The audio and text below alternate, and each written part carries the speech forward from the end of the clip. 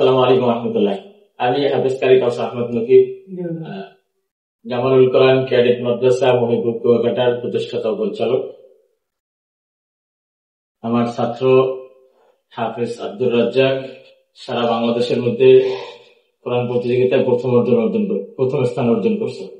প্রথম যখন আমাদের প্রতিষ্ঠানের বয়স মাত্র 1 বছর 10 মাস, এর মধ্যে আমরা প্রথমবার যখন জাতীয় হিফজুল কোরআন প্রতিযোগিতায় অংশগ্রহণ করি, থানা জেলা বিভাগে বিজয় হয়ে জাতীয় পর্যায়ে অংশগ্রহণ করার সুযোগ হয়েছে। জাতীয় পর্যায়ে যাই আবার 2বার বাছাই হয়। দ্বিতীয়বার বাছাইতে আমরা ওখান থেকে বিজয় অর্জন করতে পারিনি। এরপরে দ্বিতীয়বার যখন এই 1 বছর 10 মাসের মাথায় 2 বছর হওয়ার আগেই দ্বিতীয়বার যখন আবার আমরা জাতীয় পর্যায়ে জাতীয় হিফজুল কোরআন প্রতিযোগিতায় অংশগ্রহণ করার সুযোগ পাই, থানা জেলা বিভাগে বিজয় হয়ে জাতীয় পর্যায়ে আমরা ওখানে অংশগ্রহণ করার সুযোগ পাই। সেখান থেকে এই প্রতিযোগিতাটা হলো সারা বাংলাদেশে জেলা ভিত্তিক বাছাই হয়।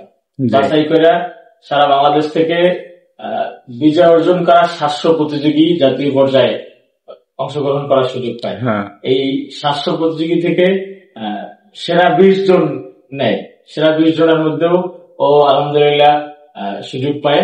এরপরে সেরা 20 জনের আবার চূড়ান্ত পর্যায়ের পরীক্ষায় ও বিজয় অর্জন করে এবং সারা বাংলাদেশের মধ্যে চ্যাম্পিয়ন হয়। ওর বাসা শরীয়তপুরে। ওর বাবা নাই, পুরুষ গার্ডিয়ান বলতে এক কথা ওর কোনো পুরুষ গার্ডিয়ান নাই। ওর বাবা, চাচা এবং দাদা সবাই মারা গেছে।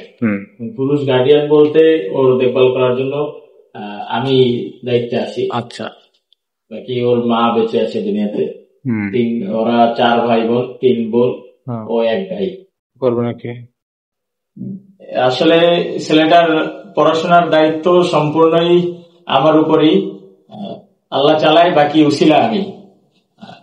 ওর মায়ের ইচ্ছা হলো যে হুজুর ও যতদিন পড়াশোনা করবে আপনার অধীনেই পড়াশোনা করবে, যদি অন্য কোনো মাদ্রাসায় কিতাবখানায় বা পড়াইতে হয় কওমিয়া লাইনে সেটাও আপনার অধীনেই পড়বে।